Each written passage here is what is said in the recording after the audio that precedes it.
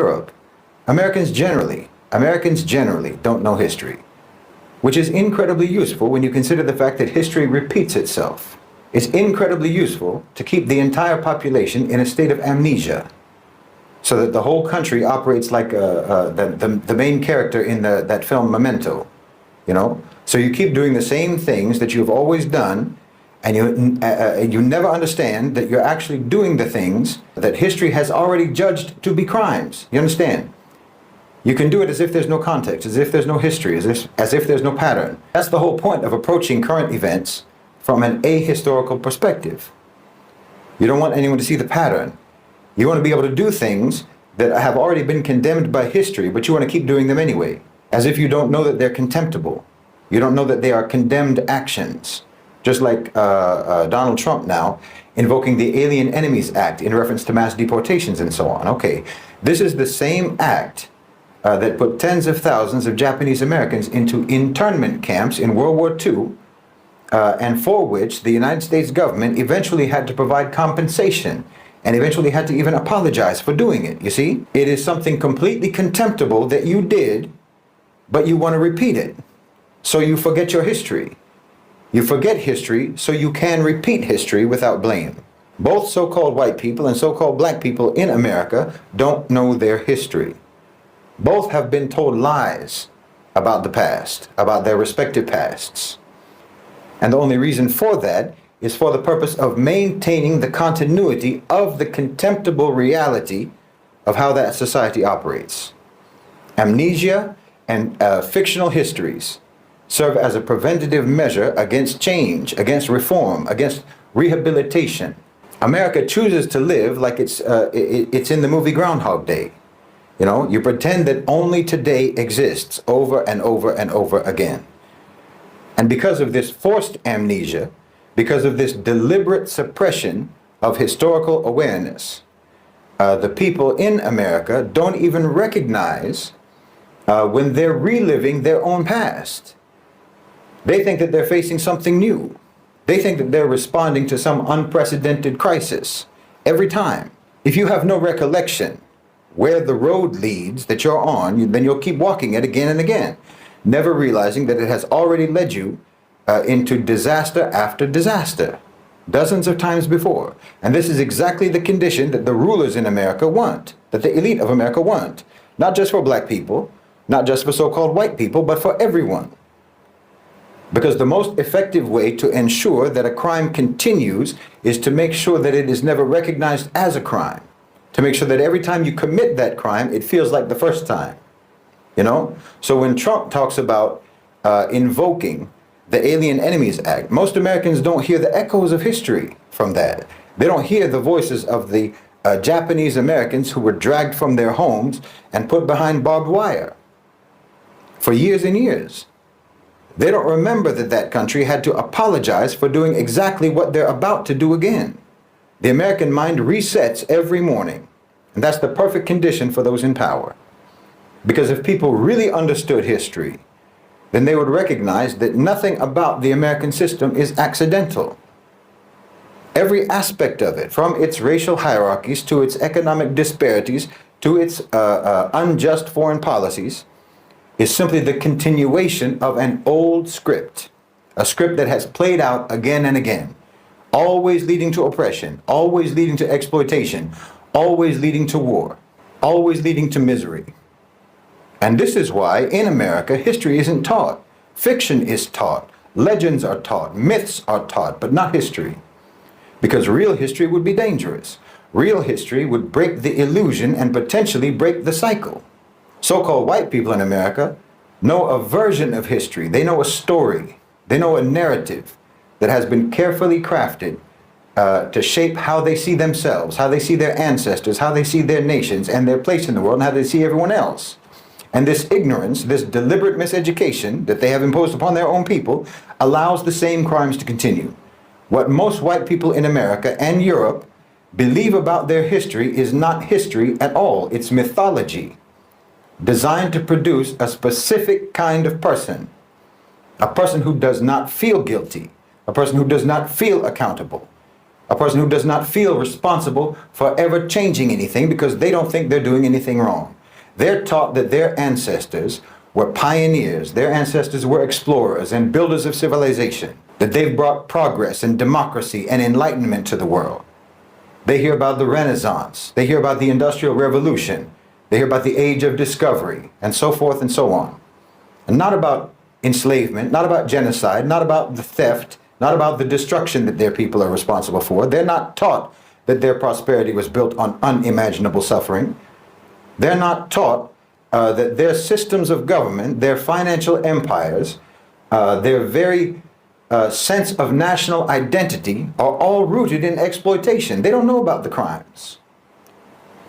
They don't know the real legacy of their people. And so they don't change.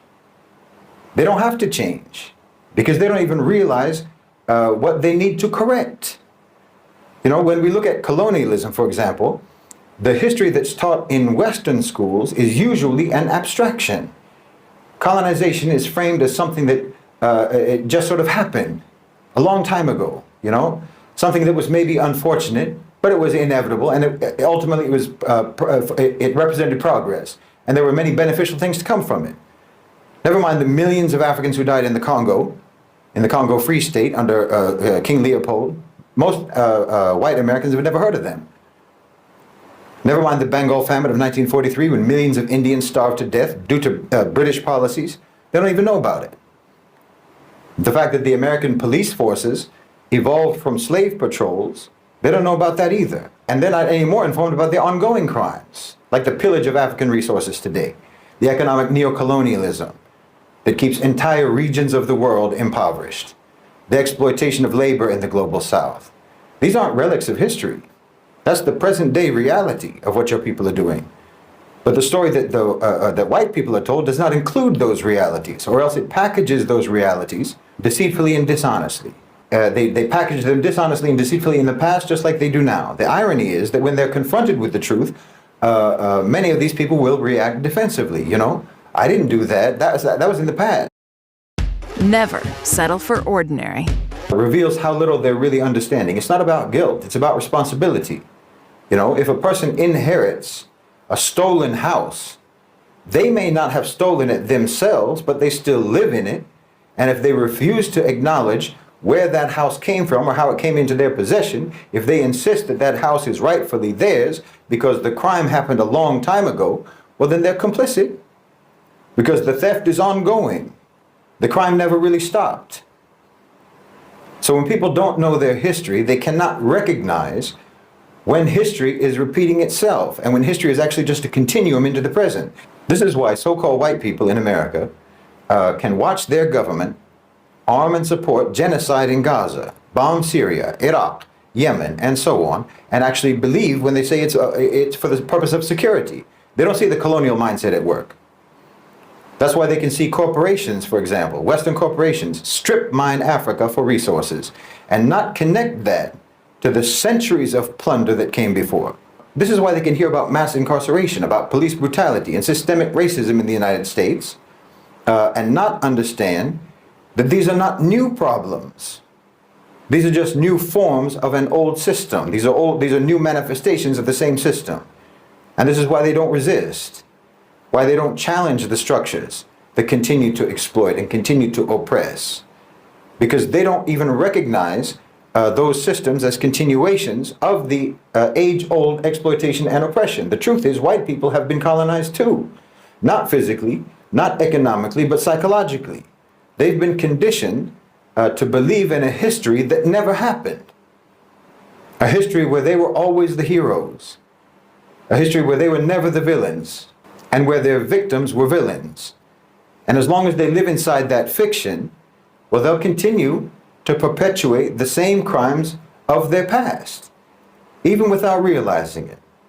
Which just means that we're not even talking about past crimes. We're talking about ongoing crimes from the past until today. Like I said, it's a continuum.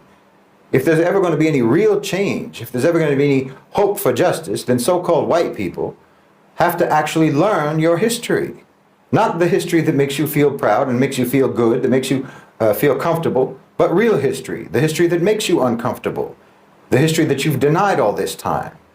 And only when white people know their real history, really know it, then maybe they can begin to take the first steps towards repairing the damage that that history caused.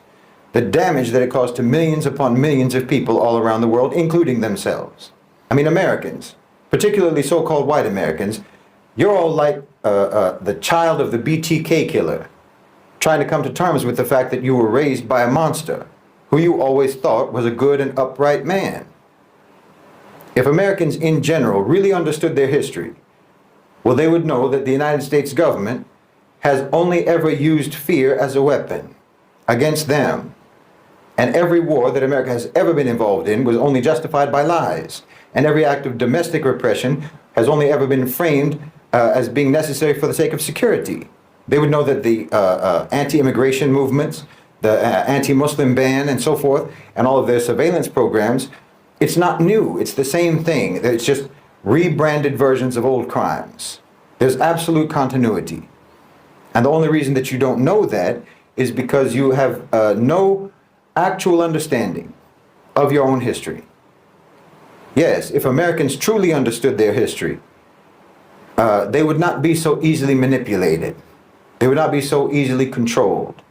They would not be so quick to repeat the wrongs of the past, or rather to continue the wrongs of the past. But that's exactly why history is hidden from them. I mean, it's trite but true. There is nothing more powerful than knowledge. There's nothing more dangerous to a corrupt system than a population that remembers. And that's why our mission must be to educate people and to awaken people and to reconnect people with the reality of their own history, the good and the bad. Because when you understand your history, then you'll understand your enemy, because they've been doing the same thing throughout history. And when you understand your enemy, then you'll understand how to defeat them.